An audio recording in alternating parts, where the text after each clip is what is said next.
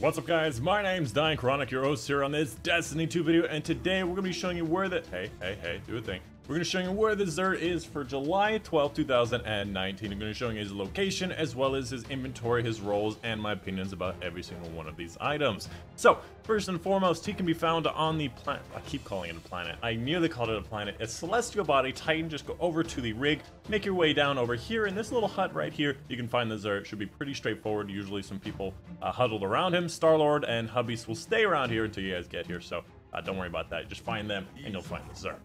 Here's a high overview over everything he has in his inventory, and now I'm going to get into the specifics. First off, he has the Hard Light Auto Rifle, which came out with the game, and in my opinion is kind of a terrible exotic in general. What it does is basically rounds firing this weapon have no damage fall off, which is actually kind of amazing.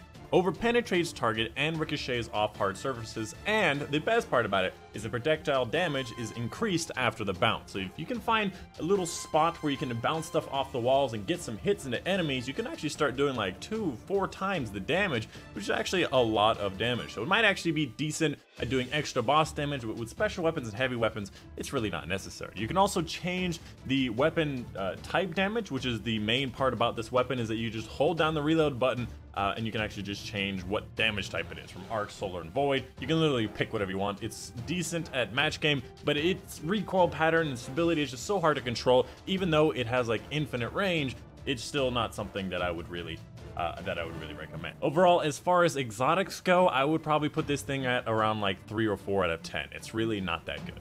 Wow, that is a terrible roll. Anyways, moving on to the Warlock exotic, the Wings of Sacred Dawn. You can actually get this through the campaign. You have a choice of 3 exotics on the first set, and you do have a chance of getting this. I would recommend getting the one with the Clouded Mine. I forget the name of it, but this one, basically when Dawnblade is equipped, aiming the weapon while you're in midair suspends you there for a short time, and weapon hits extend the effect's duration. Now, when is this ever useful?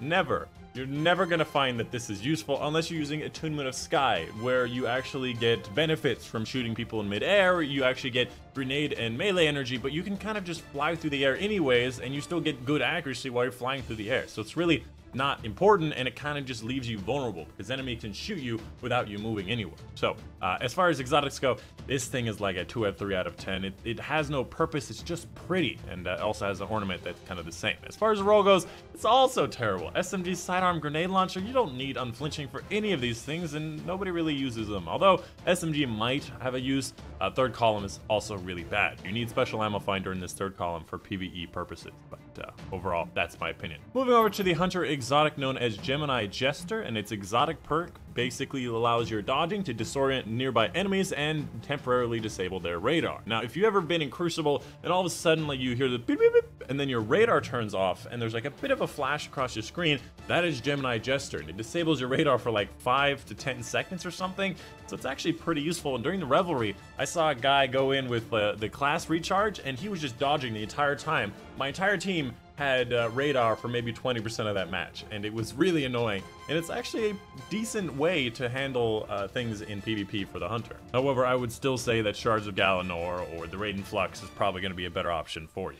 As far as the roll goes, we do have enhanced sniper rifle dexterity and LMG or machine gun dexterity, in case you're interested. Both of these are nice. This third column is better if it were a special ammo finder, but if you are using it for PvP like I mentioned, this column really doesn't matter at all. So the roll is good for the type of thing it is. The exotic itself is more like a 5 out of 10. Really not much uses after outside of what I just described. And finally, the Titan exotic Helm of Saint 14 Starless Knight. Enemies that enter your Ward of Dawn are blinded, while allies that pass through it gain an overshield. And guarding with the Sentinel Shield blinds nearby enemies. So it's useful for the bubble and it's useful for the shield. But the main use of this is going to be the bubble. You're using it in Reckoning or holding a particular point in control. Any enemies that enter are going to be blinded, so you basically have full control over their destiny as soon as they enter the shield, as long as you dodge that first volley of shotgun shots.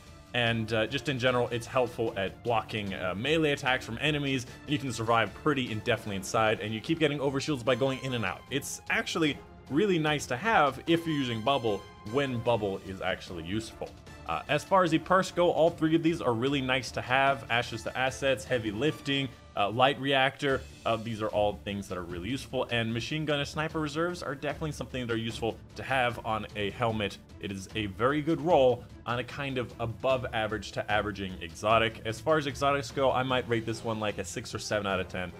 It's not the best, but it definitely has its uses. Outside of that, you have the 5 of Swords, in case you don't have it already, for easier nightfalls and higher scoring nightfalls. The Invitation of the 9, in case you haven't done every single one of them. Every time you complete one, the following Friday, you'll be able to get your next one. And then lastly, the Faded Engram, guaranteed to give you an exotic from Forsaken and before. But that is pretty much it. That is the Xur for you guys today. Me and this dude here, his name is moving a little bit too much. I can't.